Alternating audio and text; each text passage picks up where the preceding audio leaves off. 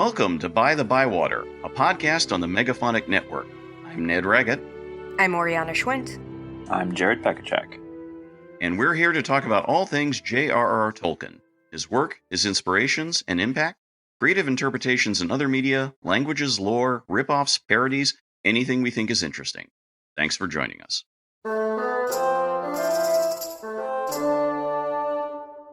Hello and welcome to the 78th episode of By-The-Bywater. It is great to be back with you all, and Jared has stories and adventures from a certain thing he was at last weekend, as much as you would like to talk about it, I'm sure, including, of course, the fact that your novel did not win the award it was nominated for, which is wrong and bad. Well, yeah, I agree. But, it's such a cliche, genuinely an honor just to be nominated, especially because, I got to go to a convention where a ton of people told me they liked my book and have my name read on an international stage. That was pretty cool. Yeah. Deservedly so. You have you've been nominated for another award, I believe? Yeah, the Washington Book Award. Woo! Because it was written in Washington. And I was also shortlisted for the Endeavor Award, which is for the Pacific Northwest. Not a finalist for that, but again, pretty cool that my name is on these lists. That's great. And I will say the award that I lost at Worldcon was the Astounding Award, which is for Best New Writer. So I'm still eligible for another year. Oh. So maybe next year. Who's to say? There just can't be any good new writers in the next 12 months. Everyone else, put your pens down. Everybody, just take a break. Take a break. It's fine. Let me have the. Yeah, just ease up right there. So, yeah. And in the meantime, I can say as one of the backers, and I believe Jared got his copy too, that the commentary version of Sight Unseen has been released, and I need to properly listen to that. But the clip I heard of Oriana and Steven and everybody having fun was good fun. So That's very cool. And any further developments on screening fronts or anything there, or everything is just as it goes? Not that we can talk about yet, which is mildly annoying, but more to come. This is the way. And then there's also the fact that upcoming in a few weeks, I will be having my guest appearance on a podcast that Oriana has already been on. I don't think we properly talked about it on here. The film podcast. Deep Cuts. Yes, that's it. Oriana and Steven were on there a couple months back. We'll link to that episode, and you can have a listen there. And again, my episode will be coming up in a few weeks. So you can hear what we'd like to talk about when we're not talking about things on here. It was very good fun. So we do have a life outside Tolkien. It's hard to believe, we like other things. And that's why you should just follow us on social media. That way you'll know. Anyway, that all said, there is plenty more to talk about right now. So let's just get right into it. We have some news. We have some news, but it's news. So Jared, please do take it away. Yeah, a bit of a grab bag of news this month, and we might as well start with the head-scratching stuff first. At a London fan event, Ian McKellen spoke more about the upcoming plans for the Andy Serkis-directed film The Hunt for Gollum, indicating that filming is due to start in May. He added that both Frodo and Gandalf are supposed to be characters in the film. We have questions, and we're not the only ones asking. One of the biggest questions being how this is going to work, given that Elijah Wood is now well into his 40s, and more to the point, had nothing to do with said hunt to start with. And there's Frodo has nothing to do with the hunt at all in the book, of course. As with everything else about this increasingly frustrating project, we're just going to have to wait and see. On a more randomly fun note, news broke a couple of weeks ago about a discovery of a first edition of The Hobbit in a personal collection in Bristol, United Kingdom, undergoing an appraisal following the death of the still anonymous owner. Apparently, the ultimate connection may have been a noted botanist, Hubert Priestley, who was a correspondent with C.S. Lewis. While lacking a dust jacket, the copy still sold at auction for nearly $60,000, a tidy sum for whoever exactly got the proceeds in the end. Yeah, so basically what we're saying is, of course, Jared's first editions will sell for that much in a year's time. So invest now. That's why you should buy. Yeah. Things like Buy that. now. I do like Buy now. I do like stories like that turn up. Like they pointed out in the stories about this, that this isn't the most expensive such version of first edition, as one has sold with a dust jacket, and also Tolkien had described some lines in Tengwar in it at the time. Oh, wow. Which is sort of like, okay, that's pretty cool. And that was something like, well over, like almost 200,000 pounds or something like that. So it's sort of like, finds like that. So it's pretty cool. Who knows? We'll see what else turns up over time. As for this Hunt for Gollum plan, I don't know, man. Are we know. done? Like, do we have to? We don't. It's This is just getting... I mean, the best guess that I've seen... I think it was James Whitlock at Iodine said something, but other people have said similar. It's like, okay, are we talking framing device in the same way that we have a framing device for the adaptation of The Hobbit? It's sort of like, okay, I can see that. Although, again, what? Okay. All right, Elijah, sorry, you're too old. Got to digitally de-age you now. So like he's a youthful 40-something, but he still looks like a youthful 40-something and not a young person. Because he was, 19 when they did Lord of the Rings, so, you are going to look a little different at 43 or whatever. Okay. Maybe vocal voiceover or something like that. I don't know. It's just we don't need the movie at all, and we don't need to include every single person from the original movies. Right. It's like, and again, also, it also just struck me the other day that the accelerated timeline of the movies makes this even more of a how are you going to make this work type thing? Yeah. Because that's something that hadn't fully occurred to me until the other day. And I'm like, wait a minute. So, I mean, that's all I have to say for now. I know it's bananas to say this about Tolkien of all things, but like, do we need to keep this nostalgia thing going? Right. Yeah. Do we really need to think about the past this much? Well, and especially like Warner Brothers has had such success with original films this summer. Like Sinners and Weapons are both were both huge successes. People are cool with new things. Please. Please, pretty please. No, instead we have to inevitably wait for when we start hearing about more third season of Rings of Power news, which, but anyway. I'm sorry, I do keep giggling because the doodle this episode is cracking me up. So I'm sorry. My occasional laughter has nothing to do with what's happening. It's entirely me laughing at myself. Well, maybe on that note, and since we did have a slight Inklings mentioned in the news, you might as well just get into it. So it is indeed Jarek's choice of topic. So in between his giggles, if you want to go right ahead, the floor is yours. Yeah.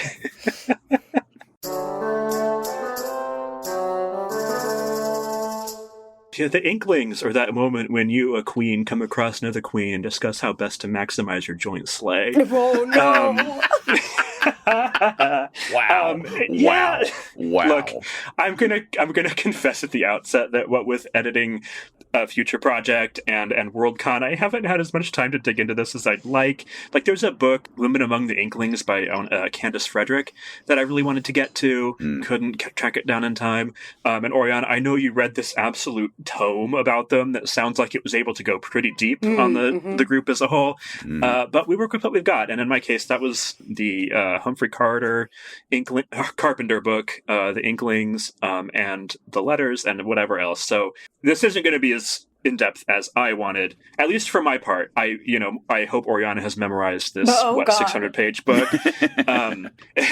Anyway, backstory time. The Inklings got their start in the early 1930s at Oxford as an undergraduate discussion group, named the Inklings, and this was for students and dons and meant as a place to read and discuss unfinished work. And Tolkien and C Lewis were part of it, and when it ended in 1933, they started something similar up at Magdalen College, still at Oxford, and this is the Inklings. And though they famously met at the Eagle and Child, or the Bird and Baby, as it is sometimes affectionately known. They also met just as often in Lewis's rooms at Magdalen or at their pubs and things around Oxford. This happened more or less weekly for years and was just as often conversation as it was reading.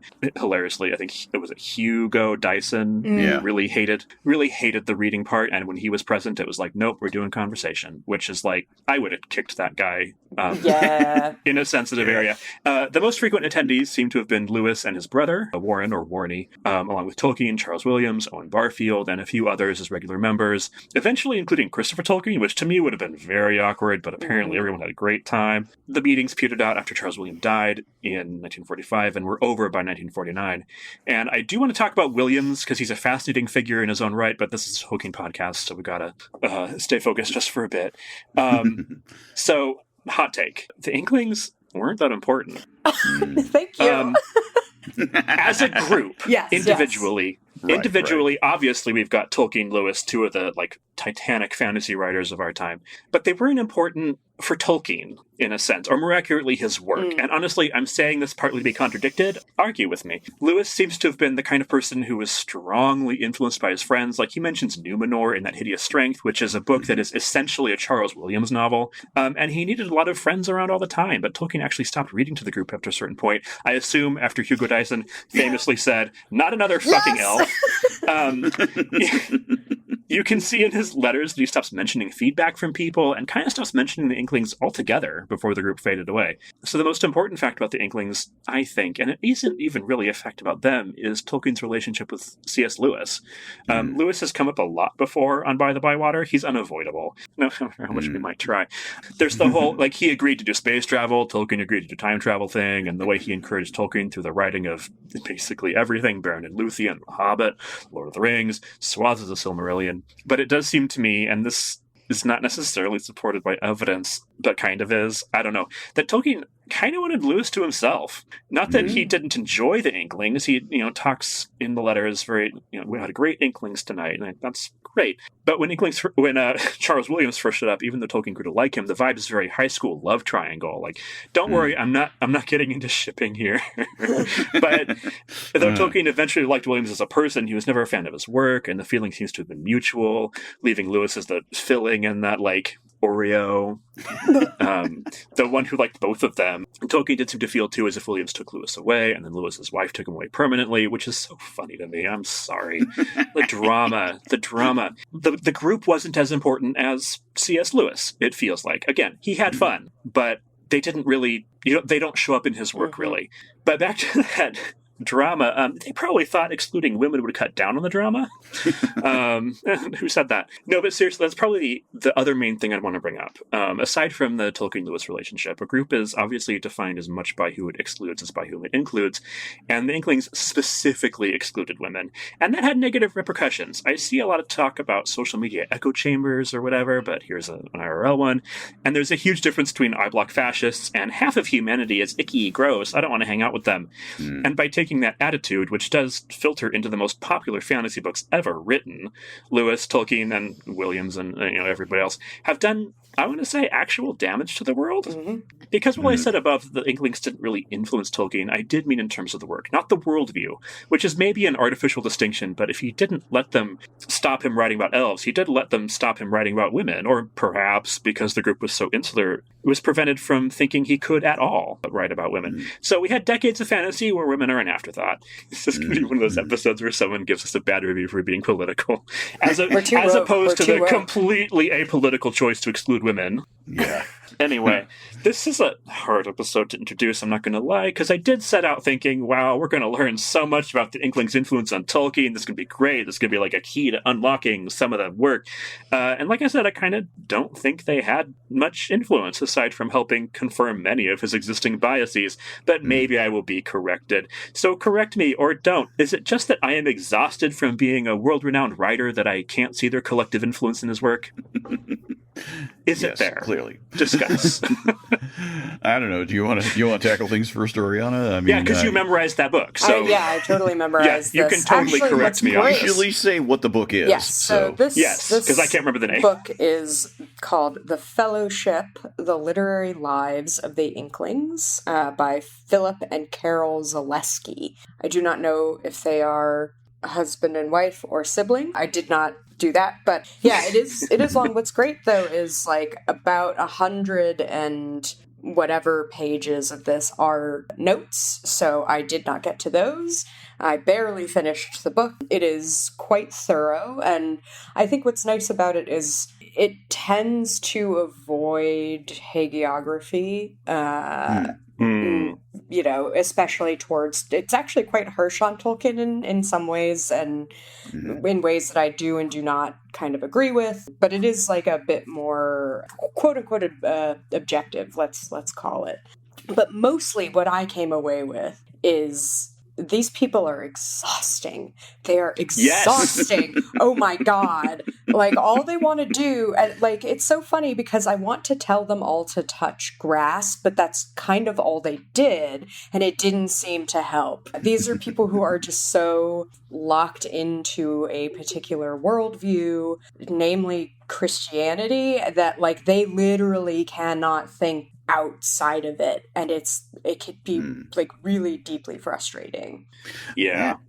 Yeah, indeed, and more on that in a bit. Yeah, for me, this was interesting because having known of the Inklings all this time, this is the first time I actually, delved into a proper overview, you could say, as opposed to the admittedly Tolkien-centered version, which was in Carpenter's straight-up biography of Tolkien, and occasional mentions here and there.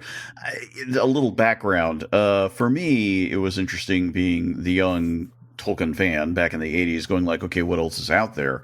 And learning about this thing called the Mythopoeic Society, and realizing that its big thing was not just Tolkien, but Tolkien and Lewis. And I was like, okay. But then also going, Charles, who is Charles Williams? That just was like this name. There was no lingering impact. And this might help in terms of, that's the case these days too. You've mentioned someone on the street, hey, Charles Williams, people are like, even Narnia will get a nod these days because some people will be like, oh yeah, isn't that Greta Gerwig's new thing? Which it is. So, and we'll more on that maybe in a bit. But a little context for like knowledge, you could say late 70s, early 80s for me. Tolkien, Lewis, for instance, I had encountered Lewis, oddly enough, through third grade reading, as in teachers reading to us, which from a distance I'm like, how'd they get that in and all that? But at the same time, I have to say, even though I was raised Anglican, I don't think it exactly hit me at the time. It's like, oh, this is a parallel or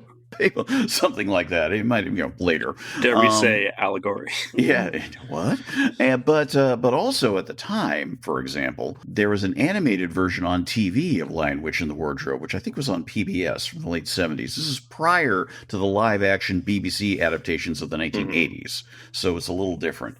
So, but that gives you an idea of how the two of them had seeped into wider culture, Tolkien and Lewis, and Williams was this afterthought. And again, in presenting the three of them that way, as this core thing due to the Inklings, was like this sort of weird thing. It's like, it's not quite that, meme of the Ghidorah three-headed dragon where you have the two of them roaring and one of them's kind of going, duh. It was almost like that weird impact of like, what is this weird little addendum? I don't get it. So that was sort of this context that sort of I fell into. Now, I have a little more thoughts about Williams now, which I'll get into later. I do think we should talk about him in some degree during this episode. But having finally read the Carpenter biography, I not only completely agree with what both Jared and Oriana have been saying about this bunch. It's like, oh my Lord. There is a constructed transcript of a meeting which never really happened in Carpenter's biography, imagining what a discussion was like.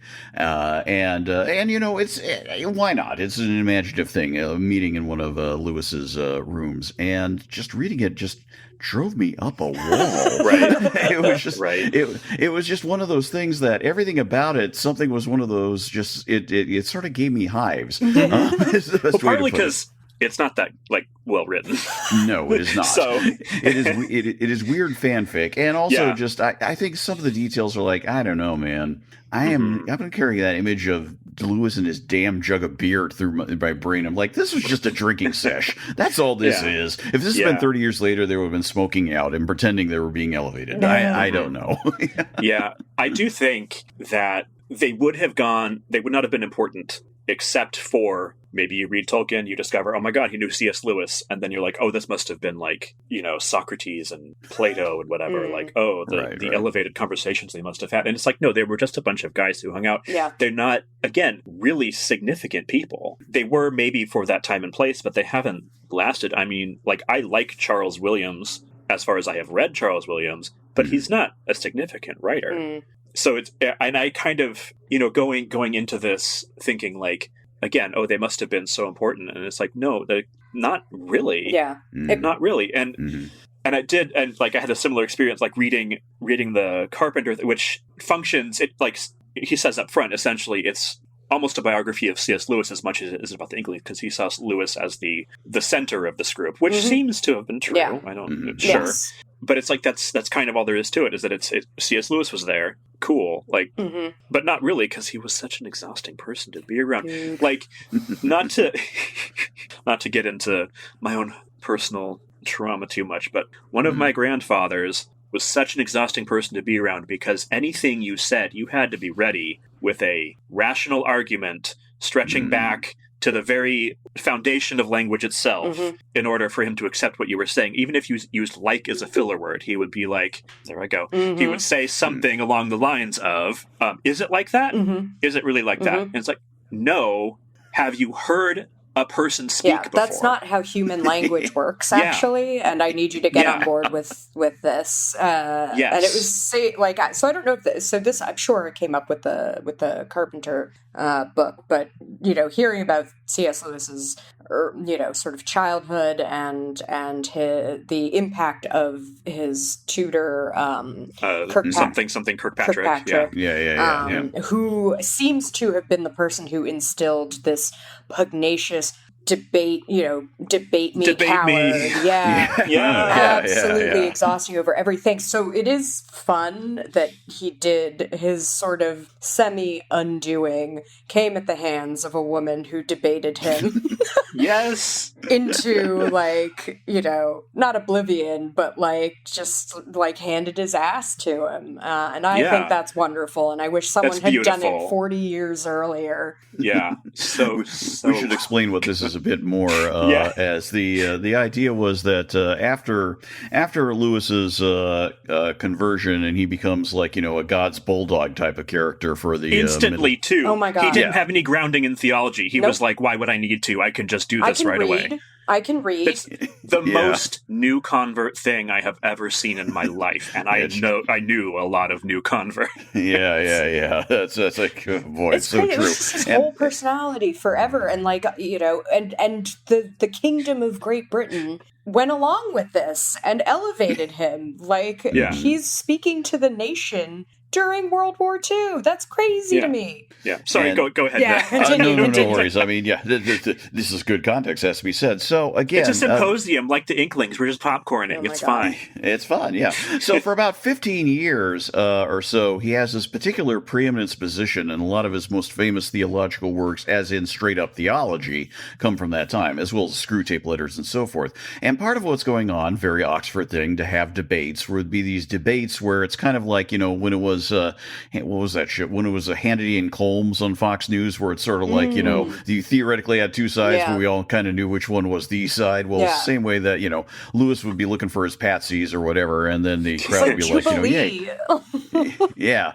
And so what happens is that a woman who, how sad, I forgot her name. It's in the book. It's in the biographies, basically, who was herself a Christian scholar, basically attended a meeting, and yes, to one of these things presented, and basically indeed handed him his ass to the point where it was not only it wasn't a question of, you landed some good shots. It actually stopped him cold. He basically, after the meeting, was sort of like to his various associates and people there going like, oh, well, I've been taken down, and basically just stopped writing about or doing anything for about a decade in terms of trying to talk about or do actual theology. It was basically, he got clocked so hard. And again, the fact that it was a woman doing it who was a Christian, basically, he couldn't argue against her, which is hilarious to me. Poetic justice.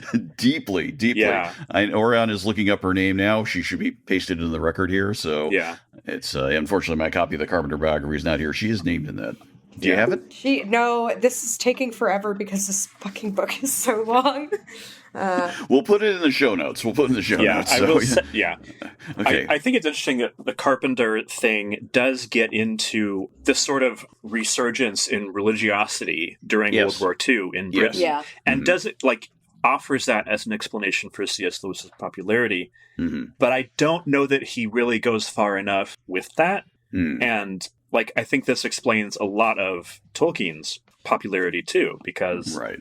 Even though this feeling did fade during the 50s, I think Lord of the Rings is still riding that tide, and may not have gotten where it was without that. And then, it did have an explosion of popularity with the hippies, the ecological movement, and all of that, which is so funny to me. But I think Carpenter's missing a trick, as it were. Yeah, I mean, it's more interesting in my mind, and I brought this up as a point of comparison before, and certainly this is not the only, Catholic writer about whom I could say this. You could also argue Evelyn Waugh, but... really quickly, Elizabeth Anscombe. Yes. Thank you, Elizabeth. Yes. Thank you for doing have done truly the Lord's work. But I would say that there'd be value, and I suspect there are books about this, to comparing Tolkien with someone in terms of that time period and someone who is a Catholic writer and bringing that into their work. Someone like Graham Greene, who is very widely popular, works in a certain particularly noted field, in this case, spy literature, thrillers, and things like this, but also is doing that. This sort of gets to the side. But maybe since, we are a Tolkien podcast, to bring it to sort of talking about Tolkien, Jared's brought up a very good point to elaborate on, and that is this.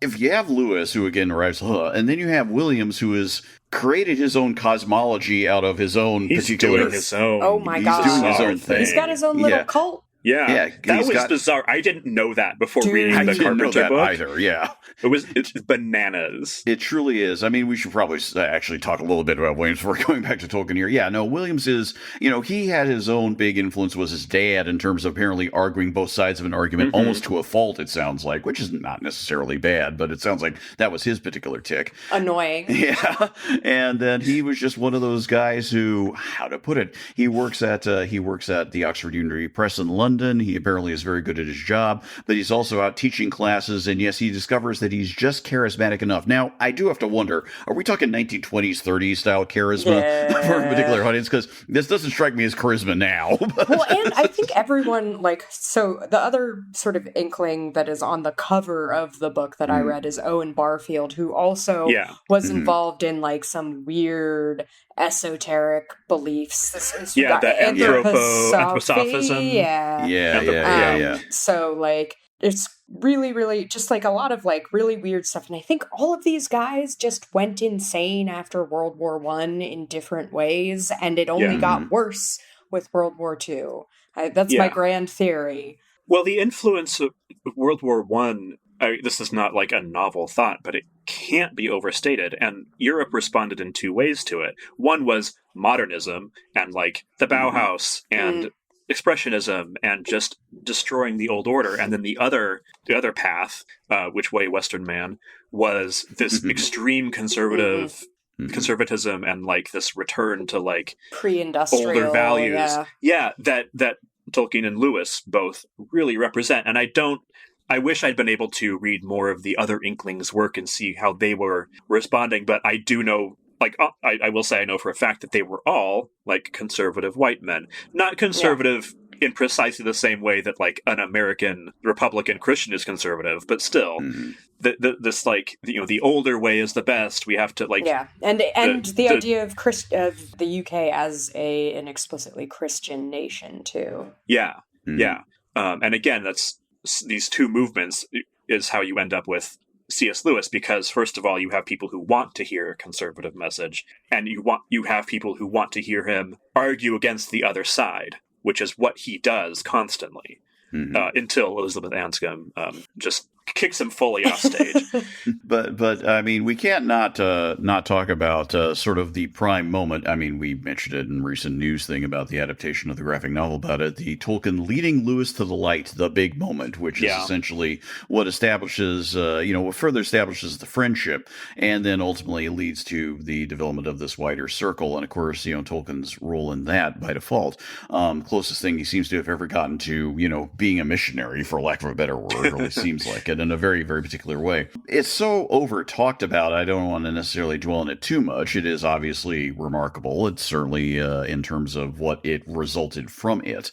One thing that the Carpenter book really sort of emphasized to me was that how, at the time, at least in the way Carpenter sees it, Tolkien was seeming to need or want to hang around with Lewis more than the reverse. Yeah. And that was interesting to me. It was sort of like, oh, this was not something they viewed as an equal friendship. It was almost sort of like Tolkien really needed Lewis, and then at a certain point it might have been equalish, and then eventually Tolkien didn't need Lewis anymore, and was sort of like, you've gone down this road.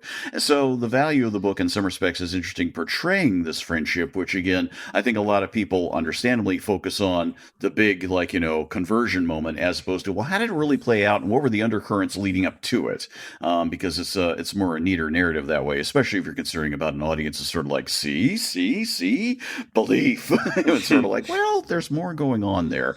And I will say that the value of the Carpenter one, even though Carpenter is absolutely excusing a lot of things, like there's one part like, Lewis wasn't misogynist. I'm like, no, he just thought women were intellectually inferior and vain and shallow, but he's not a misogynist. It's a lot easier to have what you perceive as good, easy relationships with women if you think they're inferior and you don't actually care about them and view them as people that you can manipulate and or you just ignore them. Really. Well, because the debating society, it started as a women's college thing, and he was he leapt at the chance to run this debate club that this women's college was doing, and you're doing it wrong, ladies. Let me take over. Basically, it's oh yeah, I can actually and I'm sure it seemed like he was not immune to this pull of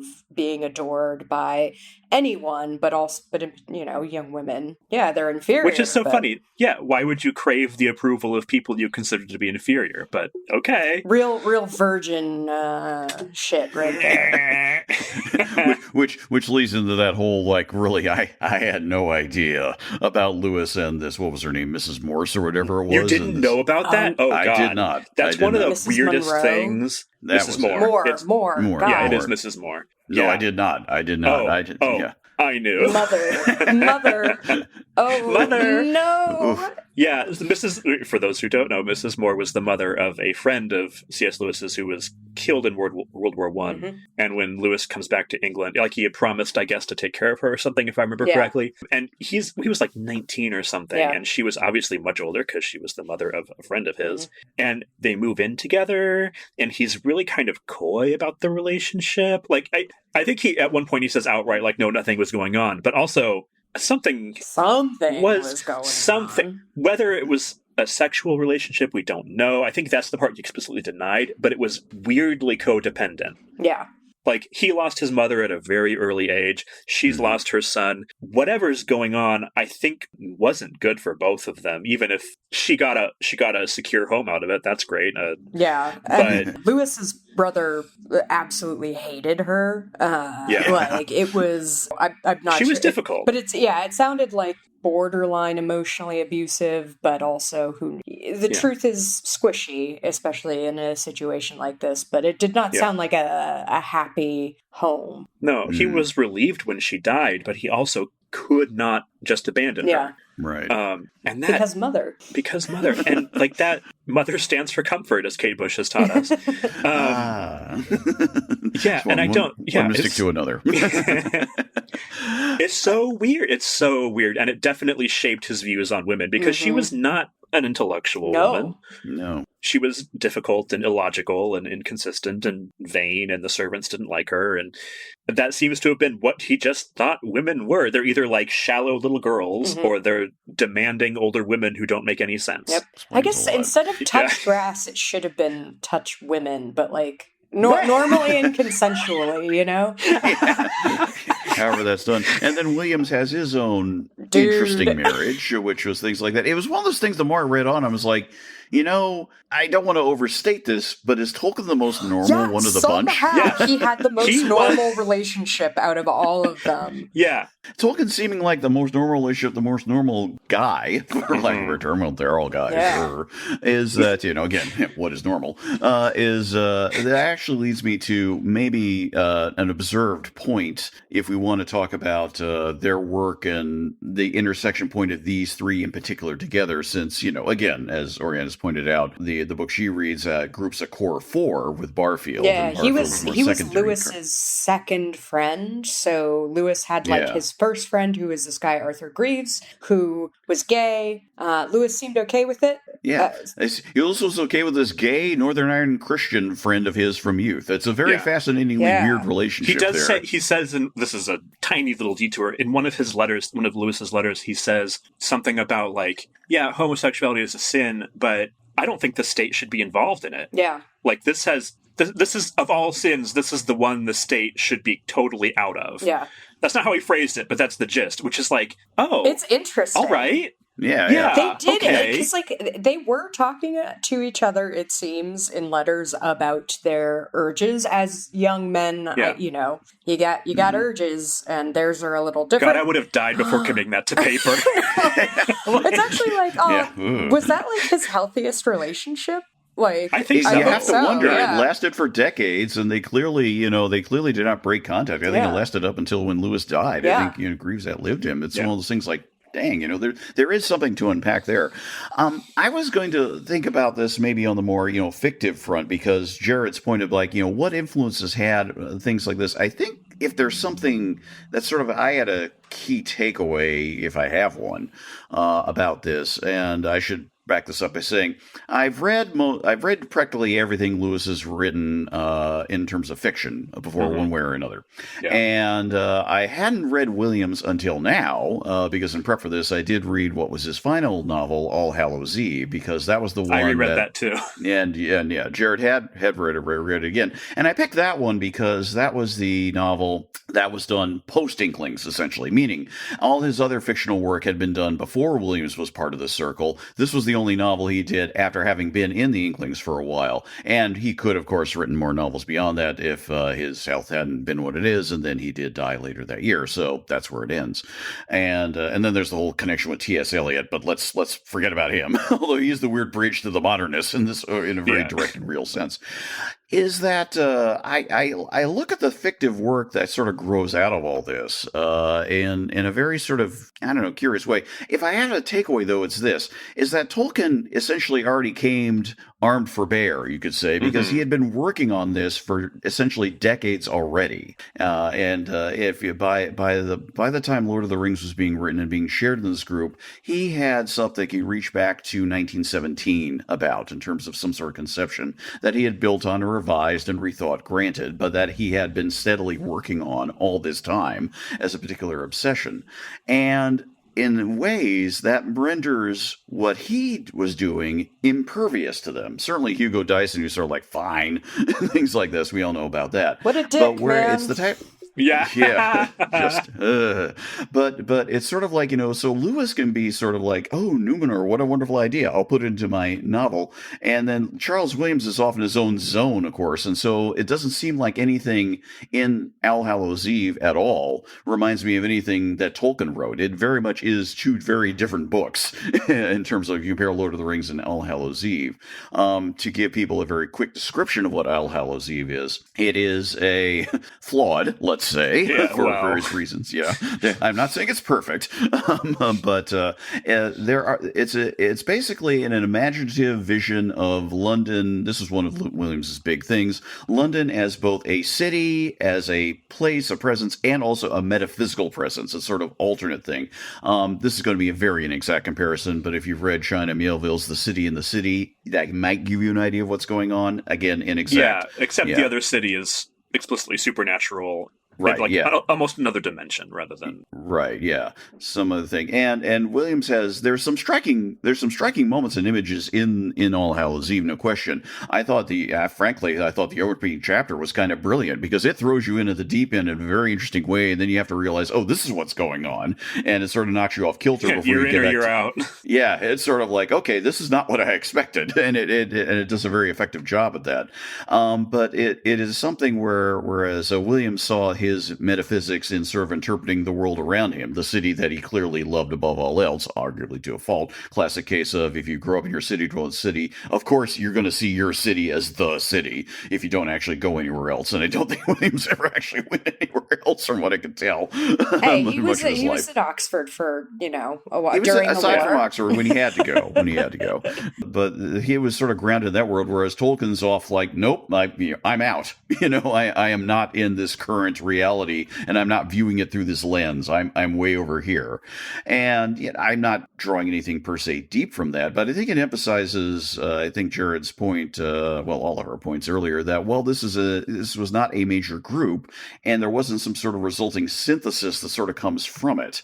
It wasn't something that's sort of like you can identify a school here. It's an accident of history done by people with various different impulses. And as Jared noted earlier, Lewis seems to have been the most impressionable of the three. Oh, God, he was so impressionable. Right, yeah, because Williams is on his trip with his individual novels, doing his individual esoterica. Tolkien's created his own mythology, and what does Lewis eventually do? He does his Williams-ish novel with that hideous strength.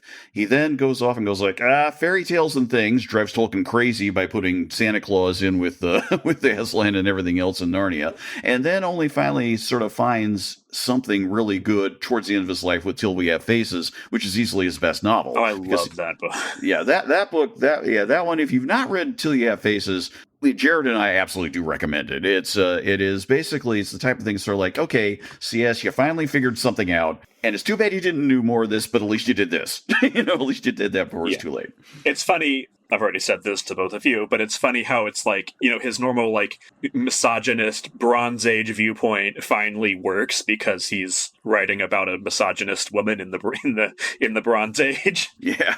And it's like, oh, this is what you should have been doing all along. It would have been less problematic if you had been doing. Yeah. And it's a really good book, I promise. It's a really good book, and he was sketching out, I forget if it was before or after, an idea of something was going to be sort of an alternate take on the Trojan War and that sort of thing. I'm like, that could have been good too, but he didn't live to complete that, so what can you do? The interesting thing about this power throuple of like Lewis, Tolkien, Williams is like vision. I feel like Tolkien and Williams have very similar views on women, weirdly enough, even though they're doing it in completely different ways, but they're both seeing, and I'm not saying this is good, I am saying it's better than Lewis being like, women, because for both Tolkien and Williams, women are like mythic. Yeah. They're mystical. They have some connection to the spiritual realm or whatever that men maybe have or have in a very different, like, it's still sexist. It's like women are intuitive and close to nature and men are intellectual and whatever, but they're still like, that still leads you to write women that have agency. Yeah. And make their own decisions and take action, like Eowyn or Galadriel. Like, Lewis could never have written Eowyn or Galadriel because he wouldn't see women as capable of this. I mean, again, up until about Till We Have Faces, that Lewis probably could have written Eowyn, but not well. No. And Williams in All Hallows Eve, but also in, what other books of his have I read? I've read Warren Heaven? The Greater Trumps for sure, because I have that in All Hallows Eve. Because he's really hard to find. You kind of have to buy his books if you want to read them. Yeah. But in both of those books for sure, women are like, again, like kind of mystical, like in tune with nature kind of stuff. But they're doing stuff. They are the protagonists. They are driving what happens, which is like, I don't know that Tolkien and Williams came to those, like, communed with each other on this at all. But the fact that strain of writing exists alongside Williams and presumably, or alongside Lewis and presumably other Inklings being like, women, they're always buying hats. Like, well, Williams was just hornier. Yes. Is that accurate? Say. Like, One might say. That just, I haven't read because I just straight up did not have time. And also, it seemed like you might really bounce off of him too. Totally possible. Or, maybe I'd just be like, yeah, man, I get it, or something, I don't know. Yeah. It's hard to say. I mean, something like All Hallows Eve, yeah, I'd actually be very interested in your opinion on it. Not that you have to read this, but I mean, we're talking about, of the major characters, I would say there were about, five or so, and then three of them happen to be women, all of whom are presented, sketched out relatively individually. In other words, they're not necessarily all types, and they basically have different fates. Dare I say, I think they essentially pass Bechdel tests more than once.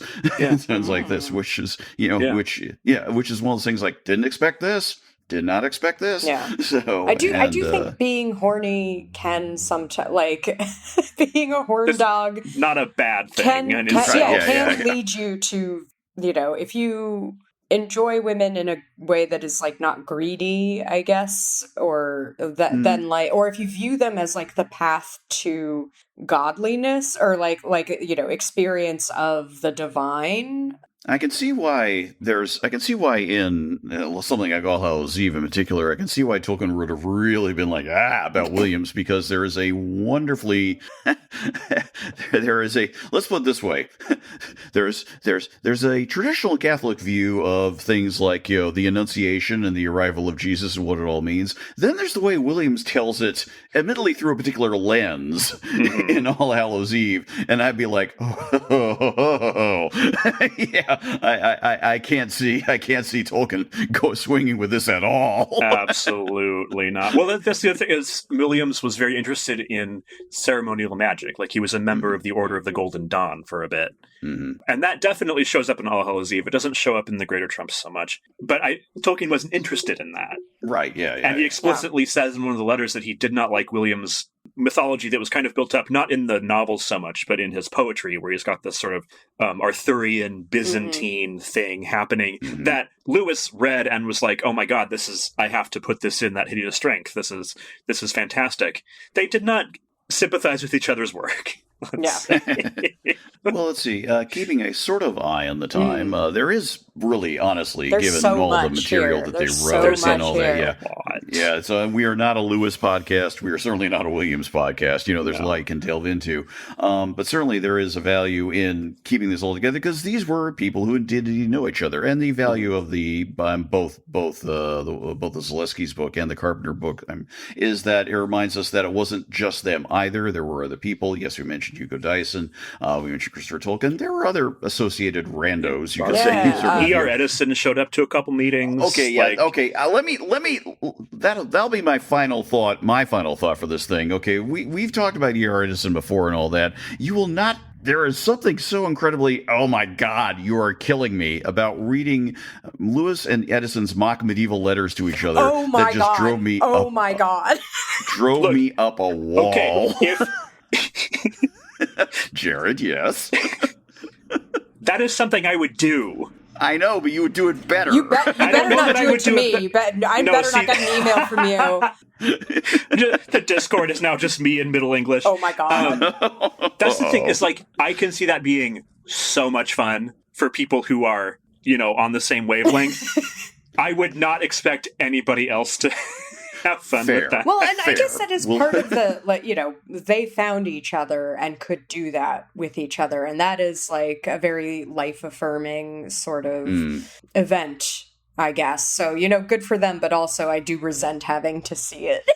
And I will say this, and maybe I'll end with this. I had not realized that Edison had actually attended one of the get-togethers. Mm-hmm. That I had either forgotten that or just wasn't aware of that. So that is interesting to me. And given my own tangled relationship with Edison, who I like, but I also keep it at arm's length simultaneously, that may be something for another episode in the future, because there is more to say about that and sort of the Tolkien things. But again, he was not a full member. So a valuable thing there. So that's all I have to say for a final thought. Oriana, any final thoughts from you? Yeah, and I would love to kind of read a history of Oxford University now, because some of the university politics at play here are really interesting to me. It seems as though Tolkien and Lewis, they led this charge of totally revamping the English curriculum at Oxford, and it seems to me they did so. It was like they wanted an emphasis on Anglo-Saxon. They wanted an emphasis on pre-Shakespeare. Is like they basically wanted to have the English department be the classics, but like stopping really, really early on in the sort of development of English literature. Right. And that was like both a way to legitimize it and bring it in, and have it be like esteemed institution that it, I think, maybe wasn't. Like alongside the Homeric epics. Exactly. Or whatever. Like it wasn't thought of this, serious institution at the time. And yet, like, how much damage did it do that they did win? And, you weren't studying the full breadth of English literature. I think that's very interesting to think about. And they loved later English literature. Yeah. So it was not so much anything after like 1900 for sure, but like they were both fans of Jane Austen to some degree. Yeah. And I mean, there's something about like the curriculum ending in 1830 basically, and she's obviously included in that. But there were contemporary writers that they enjoyed, like we said before, Tolkien, like Mary Renaud. Like, it's quick plug for the episode on E.R. Edison I did on Emile of Thorns, which is one of my favorite podcasts. But yeah, final thoughts from you, Jared? I will just mention, so that nobody can accuse us of not mentioning it in this episode, the Notion Club papers. Yes. Yep, that's clearly like Inklings fanfic by Tolkien, even if he didn't finish it. And also, I don't know that she had that much to do with the Inklings, but she had a lot to do with the dissolution of Lewis and Tolkien's relationship. Joy Gresham, Joy Lewis, C.S. Lewis's wife, whom he married and didn't tell anybody. Yeah. Which deeply offended Tolkien. And what's up with that? I mean, we could do it. Like, we could do a whole episode about that, because she died and no one came to the funeral. Like, and it's unclear, I think, whether it was because he didn't tell anybody or because nobody wanted to show up. Yep. No one. But like she seems like the kind of person who probably entered this world and was like maybe insisting on a certain level of equality. I don't know. Right? Was that is she me. Sort of a Yoko-ish figure? Yeah, a little bit. In the stereotypical sense, but with all the nuance, that is fair. Story. She's delightful. She's a delightful person. She just wasn't treated that way by some of his friends. It does not speak well Tolkien. of them that they were mean. No, like it's easy for me anyway to. We'd spend so much time talking about Tolkien. We love his work. We know he was so funny. To realize that he was like a deeply flawed human being who did actual damage in the real world, did hurt people. Yeah. Did hate C.S. Lewis's wife. Like, we cannot hand wave that. So he got downright mean about Lewis at the end of all things. Too. Wasn't good. A messy friend to break up, even though they never officially like broke up as friends. It was still messy. There's a lot of really hurt feelings involved, and you can sense that even when he's being really polite about it. Okay, but my actual final question.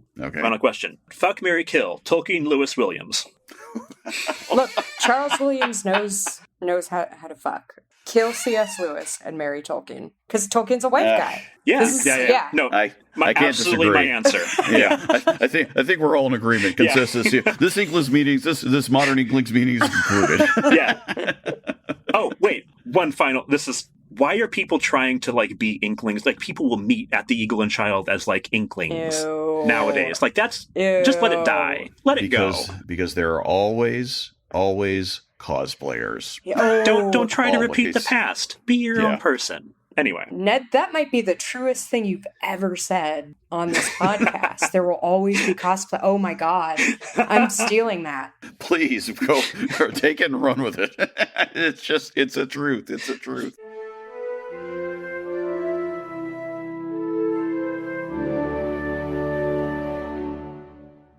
Okay, time to select the topic for the next episode. The choice of topic has come around to me. So, I want you all to envision a crowd of people looking at someone standing up front, looking back at them, and there's church organs rising, a big fanfare of music, and it dies away, and the person up front speaks to them all and says, "Marriage.